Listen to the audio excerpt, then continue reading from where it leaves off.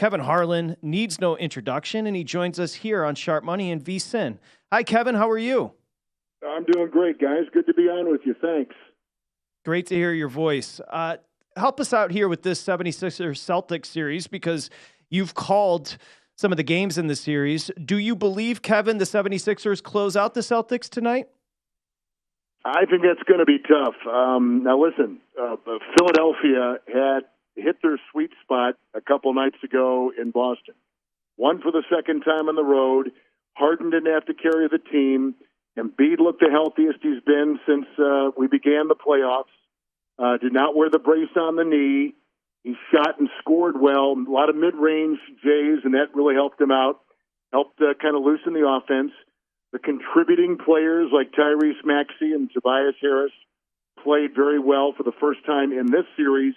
And Harden still was Harden. He could score when he wanted, but he was feeding the big man. When he needed to drive, he did. His outside shot still is there. He's already played 2 games in this series with 40-plus points and won 2 games with last-second shots. So they're right now hitting on every cylinder. Doc Rivers has done, I think, a masterful job in these first 2 rounds, sweeping Brooklyn, only team to be in that position in the first round, only team to sweep. And in the second round, they've won the 2 in Boston against, arguably the most balanced team in the playoffs coming in with the regular season numbers. So I think Boston, though, kind of had that come to Jesus meeting the other night when they said, listen, if we don't, the optics told us, if we don't get some leadership and some passion, we can't just stroll through this thing and look forward to the finals, even though we were in the finals a year ago in the NBA finals. We need to, or in the Eastern Conference finals, we need to figure out where our, center point is and go from there. And they had it in the regular season with 57 wins, but it's been elusive in these playoffs. Atlanta surprised them in the first round, and Philadelphia leads them by a game here in the second. Kevin, let's switch gears out west. Denver tonight taking on the Phoenix Suns in the Valley. Great opportunity for Denver to close this one out. Do you believe they're going to be able to do that on the road tonight? Well, I think it'll tell us a lot about Denver and how they're going to approach the conference finals should they make it, which I think they will. The problem with Phoenix is they're top-heavy. They've got all this scoring, but they traded all the things that made them such a tough team, and with the best record in the NBA a season ago, in the Durant deal. Durant looks a little bit out of sorts. I think there's some residual here of not playing a full regular season, which, as much as we all kind of struggle to accept what the regular season is, it does serve a purpose. It calluses you. It gets you in the routine. It gets you, kind of mind ready for troughs and peaks as you go through a season, and in this case, the playoff season. He was injured. He didn't play a lot for Brooklyn, and then he was injured immediately when he got to Phoenix. He played a little bit at the end, but it's almost as if right now he's looking for his second wind. Now, whether he gets that tonight when they need it most, I don't know. But Jokic is playing out of his mind. The Nuggets have checked every box in what they need. They've got rebounding. They've got toughness. They've got bench support. They've got a 2-time MVP. They've got a flashy scorer in Murray. I mean, they've got like a lot of things ready to go, and they just seem to me too much of a complete package for even a good team like Phoenix to overcome. And again, there's no Chris Paul, and tonight they're without Ayton, and that to me looms as a huge problem. Of course, that's the voice of Kevin Harlan, NBA on TNT. Needs no introduction. You called some of that Bucks Heat series. Do you think the Heat are legit contenders to come out of the East, Kevin? I do. Everybody was looking at them as an 8 seed. Here was a team that, was in the driver's seat in the finals a year ago and made the Eastern Conference Finals.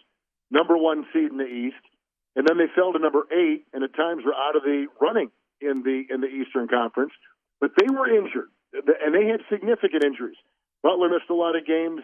Lowry missed a lot of games. Some missed games by Bam Adebayo. Robinson missed over 20 games. I mean, they couldn't get healthy. but they began to get their traction mid-season when all these guys, all these injured players came back. And they were beginning to play like the team they are now. And people that watched them in the second half of the season, last third of the season, saw it and knew that being a number 8 seed was really, I mean, the seeds, it's kind of like the NCAA tournament. Like some of the teams that were seeded 7th, 8th, 9th, they're really higher seeds. But because of whether it was injuries or whatever they went through, they got the bad seed. And the same with Miami. They're really like a 3 or a 4 seed, maybe at worst. So, excuse me, they've got right now great momentum. They took on a tough Knicks team that was desperate last night. But I do see Miami eventually winning it. It would be remarkable if the Knicks would come back from a 3-1 deficit. They could. They're a gritty team. They're a team full of Jimmy Butlers. Like they're gritty. They play with great passion, and they've got a lot of wherewithal to what they use. Well coached. I do think Spoelstra's done a great job in managing this team and getting to where they are right now. But I think it's going to be a tall order for the Knicks to win in South Florida in their next game. Kevin, I'm going to go a little bit off topic here. You and Gus Johnson, to me, are the best with the natural enthusiasm and the catchphrases. The LeBron James, no regard for human life. Is that something you kind of practice, or just in the moment it catches you and you go with it? You've been doing it so long, it just feels right and you go with it. I'm not smart enough to come up with any clever phrases. They just kind of pop out.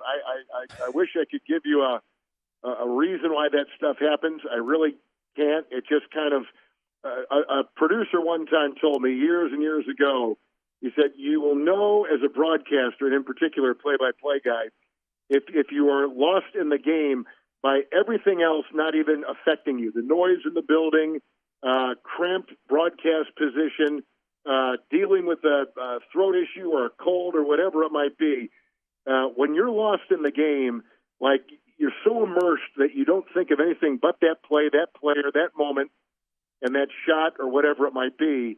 And so that stuff just kind of comes out, whether it comes out from, things I may have said when I was playing, high school ball, or I don't know. But, no, if you wrote it down, it would sound like it was written down. It would sound phony, and it wouldn't be in the moment. And so I just kind of rely, in some moments there's nothing clever to say, and you let the moment speak for itself. So when that weird stuff has kind of come out, it has, it's been very organic and inexplicable, quite frankly. I don't know where it comes from sometimes. Some people think maybe I've had a couple shots before the game or something like that. I wish I could have an explanation, and I don't. Well, as we say goodbye, I want to echo my partner's sentiment. First off, we work with a pretty good one in Brent Musburger here at VSiN, who I'm sure you know. My idol.